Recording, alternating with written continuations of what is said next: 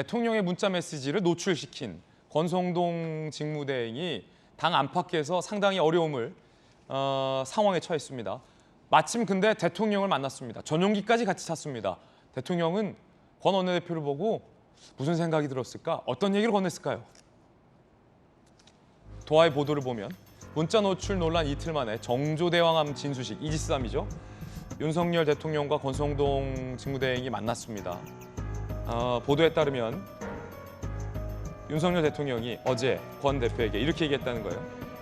이틀인가 며칠인가 그것 때문에 혼났겠네. 라는 말. 이 듣기에 따라서는 알쏭달쏭. 이틀인가 며칠인가 그것 때문에 혼났겠네.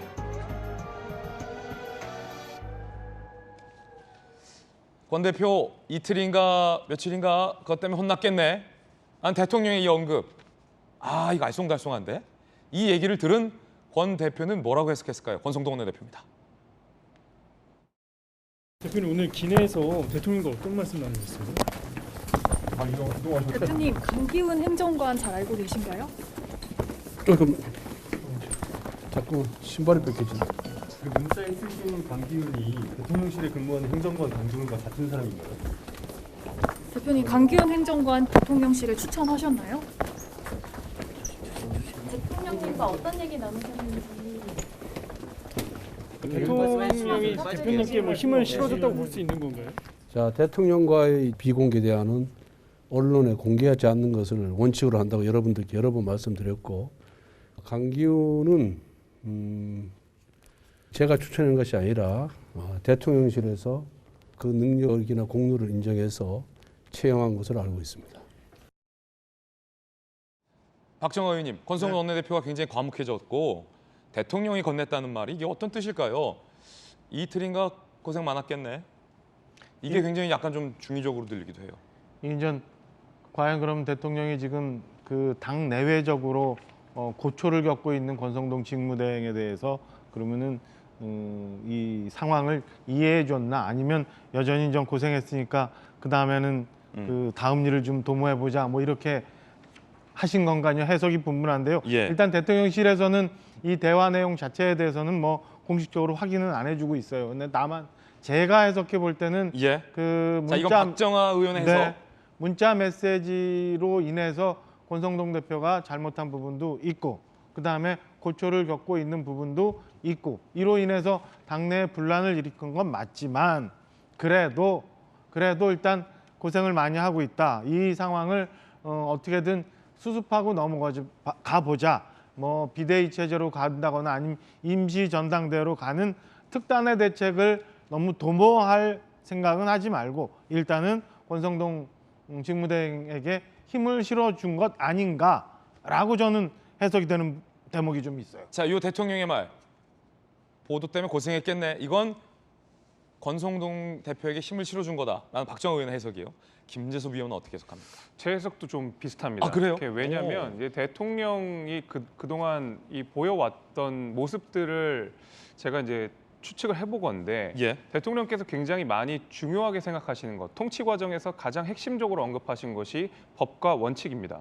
그리고 동시에 어떤 정치적인 역경을 극복해 나가는 과정 속에서 보면 굉장히 막판에 어떻게 보면 궁지에 몰린 상황에서 툭 치고 쿨하게 나가시는 면들이 분명히 있거든요.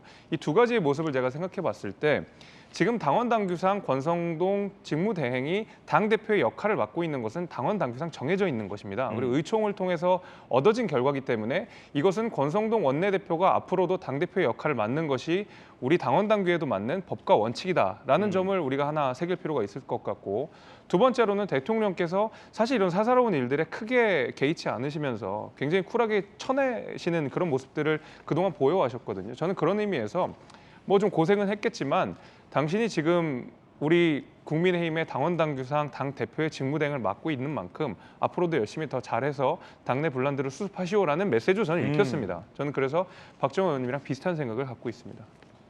저희는 비판 안 할 수가 없습니다. 대통령께서 어떻게 이런 말씀을 하셨는지 이해할 수가 없는 지점인데요.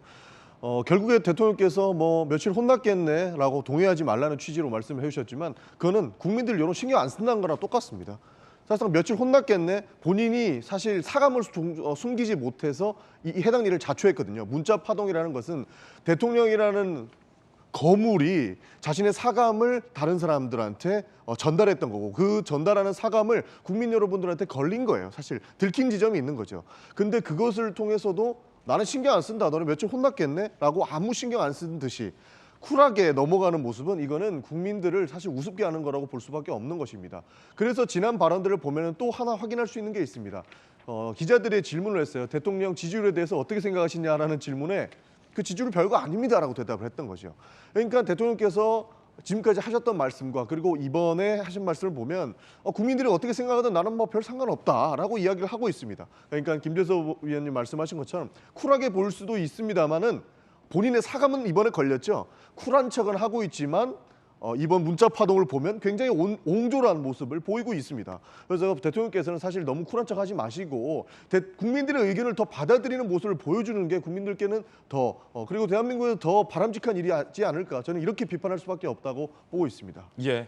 저는 뭐 전용기 의원님 얘기를 폄훼하거나 이런 건 아닌데 일종의 이제 그 민주당 측 그리고 대통령이나 뭐 우리 당을 저희 당을 좀 좋게 안 보시는 분들이 그 미끼 내지는 이게 덫이라고 생각을 해요. 왜냐하면 어제도 말씀드렸지만 사실은 지금의 체제의 변화를 주려면 이준석 대표가 뭐 스스로 사퇴를 하거나 아니면 이준석 대표에 대한 사퇴를 굉장히 당내에서 종용을 하거나 뭐 이런 상황이 있어야 되거든요. 그렇지 않으면 뭐 원내대표직을 내려놓고 또 의총을 열어서 원내대표를 새로 선출하거나 네. 뭐 그리고 그 선출된 원내대표가 또다시 직무대행을 하거나 아니면 뭐 극단의 경우 비대위 체제로 가거나 이런데 사실은 그런 또 다른 전선을 만드는 거예요. 당내에서. 그리고 또 다른 그 혼란을 가져오는 거기 때문에 지금 전용기 의원님 말씀 주신 것처럼 국민들의 여론 그러니까 뭐 권성동 지금 직무대행으로는 도저히